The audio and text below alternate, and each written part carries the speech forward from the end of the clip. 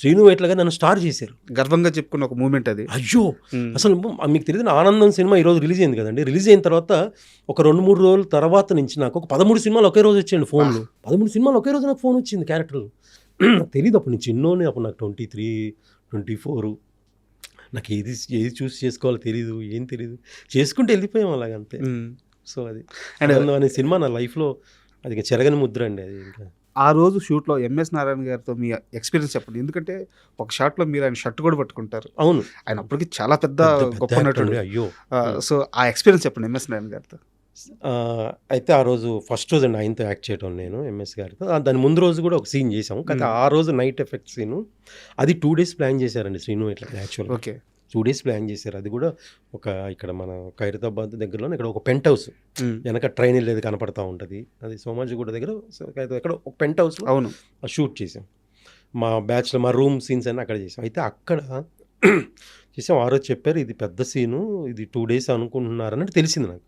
సరే ఓకే వెళ్ళాము. ఎంఎస్ నారాయణ గారి కాంబినేషను, డైలాగులు చాలా ఉన్నాయి, మీకు ఎక్కువ ఉన్నాయి సీన్లో. డైలాగులు నాకే ఒక పాట పాడతాను, ఒక స్టోరీ చెప్తుంటాను, అది చేస్తుంటా, ఈలోపు ఆయన వస్తారు, ఈలోపు తలిపేసేయండి అంటూ మళ్ళీ ఆయన కాంబినేషను, ఇవన్నీ ఉన్నాయి. సో ఫస్ట్ ఏదైతే ఉందో అదంతా రౌండ్ ట్రాలీ అండి. అవును మీరు మాట్లాడుకునేది ఒక స్టోరీ చెప్తాడు అంత రౌండ్ ట్రాలీ. ఇది బాగా ప్రిపేర్ అయ్యానండి నేను ఫస్ట్, ఎందుకంటే ఎంఎస్ గారు కాంబినేషన్ చేయాలి, ఇది ఇంత పెద్ద షాటు, లెంత్ డైలాగ్స్ ఉన్నాయి, నా వల్ల 1 more అవ్వకూడదు. అప్పుడు ఫిలిం కదండి, అదొకటి నా ఫీలింగ్ ఏంటంటే నేను సింగిల్ టేక్లో చేసే ఆర్టిస్ట్ అనిపించుకోవాలి, నాకు కసి అండి. సో బాగా ప్రిపేర్ అయ్యి అయిపోయింది. ఒక టేక్ అయింది, ఒక 2వ టేక్ ఓకే అయిపోయింది, ఆ షాట్ అయిపోయింది. వీళ్ళతో ఎంఎస్ గారు ఎంట్రీ, ఆయన కాంబినేషను, ఆయన కొట్టి మీకు ఇప్పటికీ గమనించండి, మీరు క్లియర్ గమనించండి, ఆయన కొట్టేది మీకు క్లియర్ తెలిసిపోద్ది, కొట్టినట్టు ఉండదు. అవును మీకు క్లియర్ చూస్తే ఆయన అంత పెద్ద యాక్టర్ అండి. అసలు ఆయనతో యాక్ట్ చేస్తాము, అందులో ఆయన టైమింగ్ అందుకోవడం చాలా కష్టం. మీకు ఎంఎస్ నారాయణ గారు, సునీల్ గారు టైమింగ్ అందుకోవాలంటే అసలు చాలా కష్టం అండి. అది ఎంత అలర్ట్గా ఉండాలంటే మనం చాలా అలర్ట్గా ఉండాలి, అండ్ ఆ టైమింగ్ క్యాచ్ చేయాలంటే. ఆయనకి నాకు ఇమీడియట్ డైలాగులు టపా టపా టపా టపా, రాంబాబు అరే రాంబాబు అనేది, దుర్గా తెలుసు, దుర్గను చూసామంటే దుర్గా చూశాను, చాలా బాగుంటుంది సినిమా దుర్గా గురించి కాదరా, నా గర్ల్ ఫ్రెండ్ దుర్గా గురించి, ఆమె ఎవరు అంటే ఆ టైమింగ్ అందుకోవాలి కదా. అది ముందే బాగా ప్రాక్టీస్ నేను బాగా ప్రాక్టీస్ చేసుకున్నాను, బ్రెయిన్లో ప్రాక్టీస్ చేసుకున్నాను బాగా ప్రాక్టీస్. టేక్ అది కూడా ఎంఎస్ గారు ఆయన సింగిల్ టేక్ అండి, ఆయన టపా టపా టపా టపా.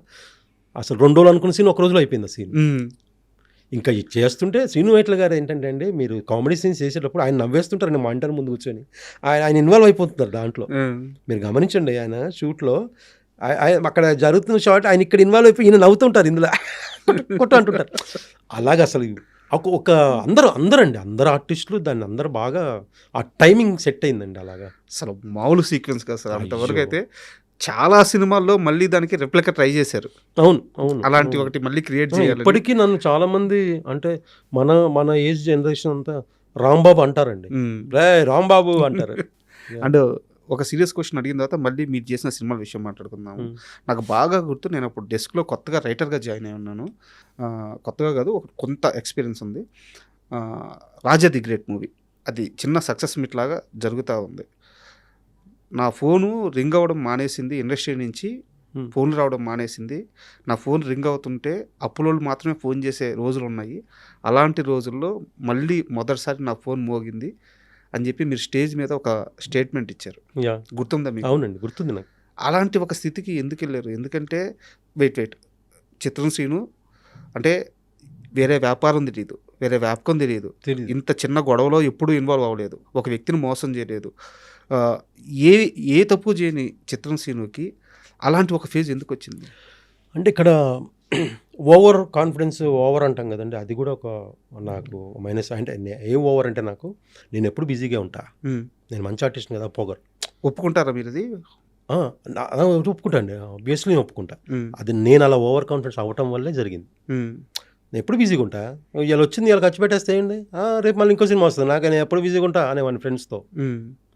మీరు నమ్మరండి, రాజు కనకాల గారు కనపడితే, అంటే ఇది డిస్కషన్ ఇప్పుడు చేయొచ్చో లేదో, రాజు కనకాల గారు నేను ఒక చోట ల్యాండ్ చూశాను కొంటున్నాను, బావా అంటాం, నువ్వు కూడా కొను అనేసి అంటే నేను ఏంటి బావా ఎక్కడ చూసావు అన్నా. అప్పుడు మణికొండ అని ఒక ఏరియా, నేను అన్నమాట చెప్తే ఇప్పుడు ఇది అంటే ఓవర్ అంటారండి, నేను ఎందుకు అలా ఉన్నాను అని తర్వాత అనిపిస్తుంది. బావ నేను మణికొండలో ఉండాలా, చిరంజీవి గారు ఎక్కడ ఉంటారు, జూబ్లీహిల్స్లో ఇల్లు కొంటా అనేవాడిని. ఎందుకంత ఓవర్ చేశాను అని. అంటే నాలో లోపల నేనే నేను ఇప్పుడు బిజీగా ఉంటా, నేను ఇంకా గోల్ కొడతా ఇంకా. అది ఎప్పుడు ఉండొద్దండి లైఫ్లో. ఉంటాయి అప్ అండ్ డౌన్స్ అని తర్వాత తెలుసుకున్నా. తెలియదు, ఏజ్ తక్కువ.